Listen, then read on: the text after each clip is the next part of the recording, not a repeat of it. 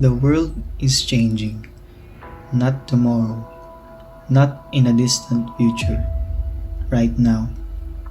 We see it in the rising seas, we feel it in the scorching heat, we fear it in the fury of storms that were once rare, but now all too common.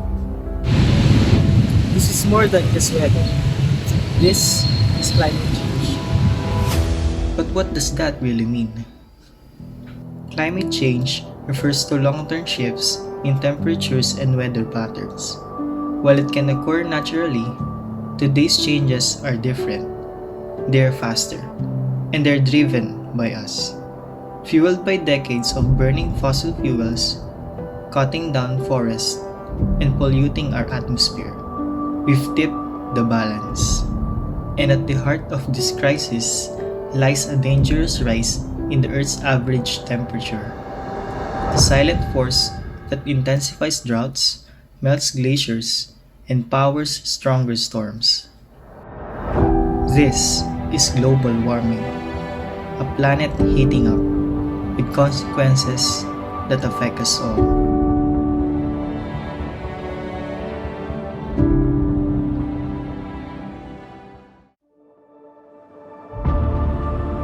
The Philippines, a nation of over 7,000 islands, rich in beauty, culture, and life.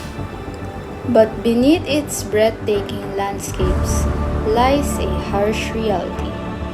We are one of the most climate vulnerable countries in the world. Every year, we face an average of 20 typhoons, each storm stronger than the last. The flood deeper and more destructive. Rising sea levels threaten entire communities along our coast. And for Filipinos, the climate crisis is no longer just a future threat. It's part of daily life. Our geography puts us directly in the path of tropical cyclones. Our economy depends heavily on agriculture and fisheries, sectors hit hardest by climate change. And with limited resources, our ability to respond is constantly tested. From farmers in drought-stricken Mindanao to families in coastal barangays slowly losing land to the sea. The impact is real and it is personal. We are on the front line, but we're not alone. Because climate crisis affects everyone, everywhere. That said, in the Philippines, its significance is impossible to dismiss. In the Philippines, climate change isn't just tomorrow's threat, it's today's reality. Rising seas, stronger storms, and blistering heat reshape lives every day. For many residents of Tacloban, Super Typhoon Haiyan in 2013 was a defining moment. The storm's 15-meter storm surge and 315 km/h winds reduced entire neighborhoods to rubble and left thousands displaced. To this day, survivors rebuild with the memory of that devastation, guiding every effort toward greater resilience. As the wind and rain got stronger, we felt the house vibrate and tremble because of the pressure. When we looked outside, trees were already uprooted and our concrete walls were destroyed. Our windows cracked, and all of a sudden, murky waters came rushing in. During recent heat waves, some public schools have suspended classes entirely because temperatures inside classrooms can exceed 40 degrees Celsius. Students faint or become dizzy when fans and shutters can no longer lower the indoor heat index. Teachers and parents worry that prolonged exposure to such extreme heat will undermine learning and endanger children's health. Filipinos are learning about climate change the hard way. So dito po sa Pilipinas po sa atin, sobrang init po talaga yung as in nakakapaso na po talaga siya ng balat. Hindi po siya tulad ng karaniwan lang po dati na init na tolerable naman po. Ngayon as in hindi po talaga ako makatagal sa init. On the eastern coasts of the Philippines, small-scale fishers report dwindling catches month after month. Warmer waters and repeated coral bleaching events have decimated nursery grounds, forcing adult fish to migrate farther offshore. Without healthy reefs, entire fishing communities risk losing their traditional livelihoods.